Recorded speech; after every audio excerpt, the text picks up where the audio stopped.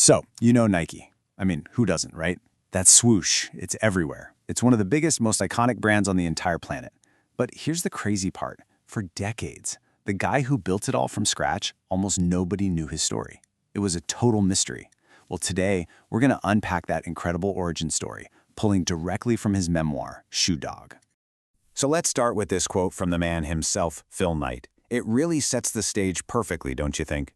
It just perfectly captures that relentless never-give-up spirit that took what was basically a wild idea and turned it into a global empire. I mean, it's kind of hard to wrap your head around, isn't it? Nike was everywhere. On billboards, on TV, on every athlete. And yet Phil Knight, the founder, he managed to stay out of the spotlight for more than 50 years. He was this quiet, almost invisible force behind the scenes. And get this, he didn't really share his full story until he stepped down as chairman back in 2016.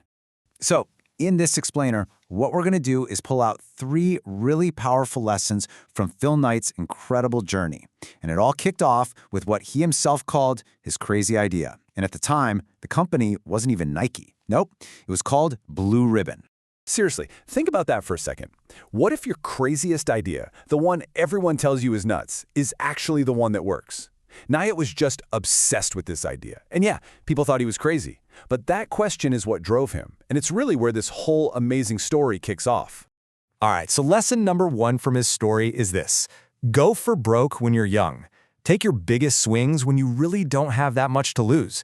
You know, Knight's journey kind of proves that being young and maybe even a little naive can be your biggest superpower. Okay, so how did this all start?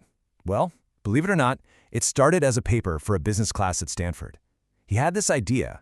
He wondered if Japanese running shoes could break into the market, which was pretty much dominated by German brands at the time. His professor wasn't all that impressed. Nobody really was, but Knight just couldn't shake it. So later, on a trip around the world, he decided to just go for it. He lands in Kobe, Japan, tracks down the Onitsuka Tiger Shoe Company, and just cold calls the CEO. No appointment, nothing. His thinking was, hey, I'm young. What have I got to lose? And unbelievably, it worked.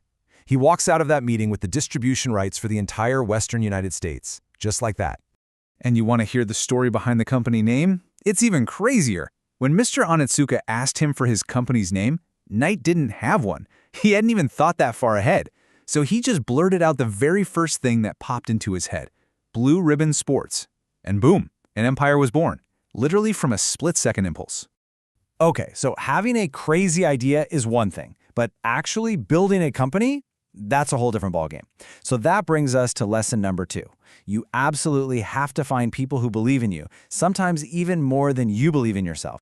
So after Knight gets this deal, it takes more than a year for the first shoe samples to even show up. When they finally land, one of the very first things he does is mail a couple of pairs to his old college running coach, the legendary Bill Bowerman. He was really just hoping for a sale, maybe a nice quote he could use. But Bowerman did something totally unexpected. He offered to become his partner. He saw the potential, sure, but more than that, he believed in Phil. And that partnership, that was the real game changer. And when we say humble beginnings, we mean humble. How did they sell shoes? Well, in that first year, Phil Knight sold every single pair from the trunk of his green Plymouth Valiant. He'd just drive to track meets and sell them right there. And their grand total for that first year, $8,000. That was it.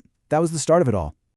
All right, this early success, as small as it was, led right into lesson number 3. And this one is all about how you manage people. Knight figured out pretty early on that the secret was simple. Find amazing people and then just get out of their way. He was actually really inspired by this quote from General George S. Patton. His whole approach was basically the opposite of micromanaging. He believed you set a goal, you tell people what to do, but then you trust them to figure out the best how. And there was no better proof that this philosophy worked than his own partner, Bill Bowerman. Knight had this term for people who were just completely obsessed with shoes. He called them shoe dogs. And you know what? Bill Bowerman was the original shoe dog. He was just consumed with the idea of making shoes better, lighter, faster. For him, a shoe wasn't just something you wore. It was a piece of equipment, an asset for the runner. And Bowerman was always tinkering. I mean, he would literally tear shoes apart just to see how they were built. He experimented with everything. And I mean everything. At one point, he tried using fish skin instead of leather. Then he'd piece them back together, always trying to shave off another ounce or make the sole a little better. And through it all, Knight just let him do his thing. And the result of all that crazy experimentation and all that trust? Well, it was the Cortez. You've probably heard of it. Bowerman's souped-up prototype became the company's first huge commercial hit. It was the ultimate proof that Knight's hands-off style was the right call.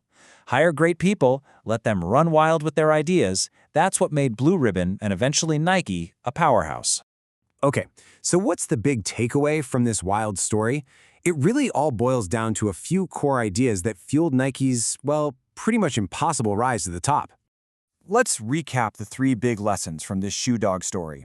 First, go for broke on your crazy idea, especially when you're young and don't have much to lose. Second, partner up with people who not only have different skills, but who truly believe in you and what you're doing. And third, trust your team. Tell them the destination, but let them draw the map. Let them surprise you. And that brings us full circle right back to where we started. Phil Knight's whole journey is just the ultimate story of perseverance. It's such a powerful reminder that success isn't about never failing. No way. It's about having the grit, the guts to get back up and try just one more time. So the question it kind of leaves you with is, what's your last try going to be for?